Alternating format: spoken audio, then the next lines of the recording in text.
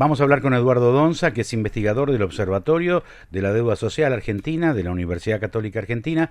Eduardo Lotufa Alberto, aquí en Cadena 3. Buen día. Buenos días, gracias por el llamado. Ay, Eduardo, tengo que empezar a leerlo esto y la verdad estamos azorados, tan sorprendidos lo que está pasando en el país con la pobreza que afectó al 52,9% de las personas en el primer semestre de 2024. Vamos a decirlo claramente, porque esto en porcentaje no se entiende, pero no tomamos dimensión. La mitad del país es pobre, un poco más. Sí. Hay 25 millones de personas pobres, de un total de 46, 47 o 48 millones de personas en la Argentina. El nivel de indigencia llega al 18,1, el doble de lo que era hace 8 meses atrás, 9 meses atrás. El doble. Indigencia, diferenciarlo, aunque son primos hermanos, ¿no? Pobreza e indigencia, pero la indigencia es lo peor de lo peor. Hay millones de personas, estamos hablando de casi 4 millones y pico de personas indigentes que no comen lo que hay que comer en el día, que revuelven la basura, que se tapan con un cartón. Primer informe correspondiente al gobierno de Milei y el indicador que da un salto de más de 11 puntos con respecto al segundo semestre de 2023. ¿Cómo lo analiza usted, Eduardo? Primero, una consideración personal y después vamos al análisis. Bueno, sí, es poner en valor en un número, ¿no?, la situación que venimos viendo, que ha empeorado, ¿no?, en los últimos meses, y que estructuralmente ya tiene un problema, un tema coyuntural. Cuando digo coyuntural es 6, 7 meses, y una cuestión más estructural que es muy, muy seria también, ¿no? Ha habido los aumentos que usted marca, fueron consecuencias de la aceleración de la inflación, ¿no? El gobierno actual en diciembre del mes pasado decidió, como lo había propuesto en su campaña, aplicar una política de shock con una devaluación en función de un atraso cambiario que realmente teníamos de cerca del 120%. Eso se transmitió a precios, como pasa siempre en la Argentina. En otros países no están tan atados los precios internos a lo que es la cotización del dólar. Recordemos que tuvimos un 25% de índice de precios al consumidor general en diciembre, un 20% en enero, un 14,3% en febrero, ¿no? Ya diciembre y enero sumados, aplicados uno sobre el otro, es más del 51%. Entonces eso hizo que haya bajado en forma muy importante la capacidad de compra de la familia, ¿no? Porque los ingresos no se actualizan tan rápidamente. En el caso que se actualicen, tardan como mínimo 3 o 6 meses. Por eso, cuando uno focaliza este dato semestral que el INDEC presenta por decisiones metodológicas, el nivel de pobreza semestralmente, cuando uno lo focaliza en el primer trimestre, siempre con datos del INDEC, la población en situación de pobreza era de casi el 55%. La desaceleración de la inflación, una leve recuperación de lo que son los ingresos, llevó que en el segundo trimestre se ubica en el 51%, ¿no? Y de ahí aparece este promedio general ponderado del 52,9%, es decir, esto con una tendencia a la mejora, pero son mejoras muy lentas. Y esto se da en el contexto de una cuestión estructural que hace más de 20 años que en la Argentina el nivel de pobreza de la población no baja de un 25 o 26%. Esto es lo que hay que tener muy en cuenta también. No para disculpar a nadie por la coyuntura, sino para tomar la verdadera dimensión del problema, ¿no? Terrible. Que hace más de 20 años que 1 de cada 4 residentes en Argentina estén en una situación de pobreza, y una obviedad total, ¿no?, que los argentinos no nos turnamos para ser pobres, ¿no? Sí. Hay un núcleo duro de la pobreza que ya es una tercera generación en esa situación. Yo me equivoqué, dije 4 millones y pico, no, son 9 millones Sí, los indigentes. son 9, Millones. sí, 9 son 8 y millones. medio, según a que lo aplique uno, y 24 millones o algo similar de pobres, ¿no? La, una situación realmente grave que hay que ver la coyuntura y hay que ver toda la película también, pero para tomar dimensión que hubo una serie de gobiernos con diferentes tendencias, diferentes pensamientos económicos y políticos y que ninguno le pudo dar la solución, ¿no? Sí. La solución definitiva a esto. Yo ya sé que Cristina y Moreno y Néstor Kirchner toquetearon el INDEC y entonces la verdad de la milanesa no se conocía. Yo ya sé que el antecedente es lamentable durante el gobierno de Alberto Fernández y el segundo gobierno de Cristina y esto es una herencia recibida. Pero también sé que parecía que el ajuste lo iba a hacer otra gente o otro sector de la economía y no el pobre de toda pobreza, ¿no? Algunos dirán, bueno, esto es lo que marcó el principio del año. Las cosas van a llegar a mejor destino seguramente con la próxima medición y en el segundo semestre. La verdad es que toda la expectativa está concentrada en que en el mes de enero conozcamos las cifras que han mejorado, Eduardo, porque el país no resiste estos números se sigan incrementando. Es increíble. A ver, el 66,1% de la pobreza infantil está marcada.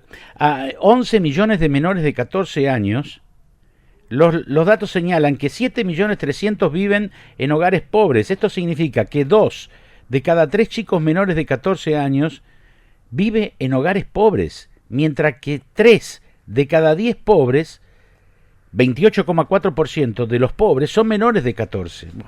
Es tremendo, es tremendo. Un país que le sobra todo, porque si hay algo que le falta, levanten la mano. Tiene todo. Bueno, sí, le falta honestidad a lo mejor durante todos estos años, lucidez, hemos votado a cualquiera. Ay, ay, ay. Y lo que falta es un proyecto de país. Es un proyecto de país que sea consensuado. No faltan políticas de Estado, ¿no? Que en este caso que tengan que ver con la producción y el trabajo, pero si ustedes hablan después con un especialista en seguridad o en salud o en educación, posiblemente lleguen a la misma conclusión, ¿no? Porque cada uno parece que llega con una verdad revelada. A veces los votantes, bueno, decimos, necesitamos una esperanza, si no, no se puede seguir viviendo, ¿no? Porque es muy difícil vivir en un país que, digamos, no, yo iba a decir que es tan cambiante, pero en realidad no es tan cambiante, ¿no? Porque la decadencia es sistemática. La tendencia es la misma, ¿no? Es como Año que tras nadie le año. encuentra el agujero al mate, ¿no? Como decimos comúnmente, porque tendríamos que tener políticas de desarrollo que sean consensuadas, ¿no? Ya, y que sean aceptadas, y que el camino de la Argentina como estrategia de desarrollo sea ese según nuestras potencialidades y ese objetivo que tenemos que tener como país. Acá hace falta un consenso con los actores de la producción y el trabajo, sentarse en una mesa, saber que todos van a perder, ¿sí? Porque esto ya supera el sistema político, es un problema político en primera instancia, pero es dirigencial de todas, en este caso específico, de todos los actores de la producción y el trabajo, ¿Y ¿no? qué Los piensa? empresarios, Sí. sí. ¿Y qué piensa usted del análisis que se hace del Ministerio de Economía, que ya algún que otro resultado debió observarse? Bueno, ahí Macri está diciendo que son los primeros pasos para terminar con la pobreza en la Argentina. Yo lo estoy escuchando de parte de Macri, estoy escuchando sensibilidad de algunos actores, pero del gobierno propiamente dicho, se sigue hablando de la macro, se le sigue echando al gobierno anterior la culpa y la verdad es que uno, qué sé yo, reclama un poco más de afectación, de sensibilidad, de explicar las cosas sin ser altanero, decir, mírenme a los ojos, los miro yo a ustedes, les prometo que esto va a cambiar, tengan un poco más de paciencia, les agradezco la paciencia que están teniendo en este momento, pero jactarse, hablar de la macro, salir por discursos por todo el mundo, cuando esto se sigue incrementando y el dolor es tan grande, ¿no? Bueno, ¿usted coincide en que los pobres de toda pobreza están recibiendo más recursos que en otros gobiernos? ¿Y cómo se explica eso si está creciendo la indigencia? No entiendo. Bueno, a ver, puede ser que cuando uno analiza las partidas, ¿sí? Las transferencias que da el Estado, las transferencias no contributivas, mayoritariamente a UH y tarjeta alimentaria y otros formatos nacionales, provinciales y municipales, en volumen sean mayores, ¿sí? Pero lo que sabemos muy bien es que con eso no alcanza. ¿Sí? Amortigua un poco el nivel de pobreza y amortigua un poco más el nivel de indigencia, que si no, casi se duplicarían los niveles de indigencia.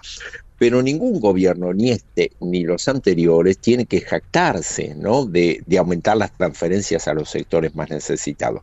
Tendría que ser una cuestión porque en realidad lo que está expresando eso que desde hace mucho tiempo el mercado de trabajo no está lo suficientemente desarrollado y no acompaña el crecimiento de la población, y ya no es un eficiente distribuidor de los recursos, y tiene que ir el Estado a ayudar a alguna familia. Pero eso es un fracaso, ¿no? Es un fracaso porque lo que tiene que hacer un gobierno es capitanear el desarrollo productivo, ¿no?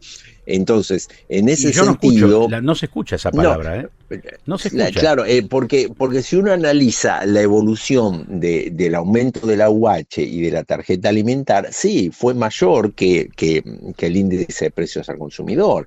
Pero bueno, con eso no hacemos nada. Es igual que alguien se vanaglorie de haber instituido la asignación universal por hijo por ley. Es una necesidad cuando se acepta que el mercado de trabajo ya no es un fracaso. Claro, porque en la década del 70, del 80, cuando teníamos otra situación económica, no hacía falta, ¿sí? Eduardo, que el Estado transfiera, porque todas las personas mayoritariamente vivían de su trabajo. Eduardo, ¿sí? de la caja pan de Alfonsín a esto que estamos viendo hoy en día, qué decadencia. Bueno, es un derrotero y si lo llevamos un poco más cercano, pues la caja pan la hace muy bien usted nombrarla, porque fue la primera vez donde el Estado tuvo que estar muy presente, ¿no? Con respecto, en ese caso, para cubrir las cuestiones alimentarias. Para los que no conozcan, era una caja de cartón que se distribuía con alimentos, ¿no? Durante la vamos un poquito, parte del gobierno un poquito más atrás, un poquito más atrás del pan dulce y la sidra, ¿no? Muy grande, claro, pero eso es una cosa hasta folclórica, pongámosle folclórica, simpática, algo hasta simbólico, ¿no? Sí. Pero cuando en el año 2002, para remontar la crisis del 2001, se instaura el programa Jefes y Jefas de Hogar Desocupados, que en mayo del 2003 llegó a casi 2 millones de destinatarios, ¿sí? 2 millones de hogares, que es una política de emergencia, ¿no? Técnicamente se llaman programas de empleo directo, programas de empleo transitorios, que el Estado decide, ¿sí? Poner fondos para generar puestos de trabajo, ¿no? Que puede ser hacer un bacheo, pintar lo que es los bancos de una plaza, arreglar el Zoom de un hospital o hacer cualquier actividad. Pero son programas de emergencia y nunca hemos podido salir en los 22 años, porque dije 2002, en 22 años de los programas de emergencia, que son casi programas asistencialistas. Son programas de empleo, pero casi asistencialistas. Eso indica que cualquier país que en 22 años, ¿sí?, tenga que continuar con programas de emergencia está en muy serios problemas. Gracias por el rato, Eduardo, muy amable. Nada, gracias a ustedes por el contacto, que tengan muy buen día. Eduardo Donza, investigador del Observatorio de la Deuda Social Argentina de la Universidad Católica.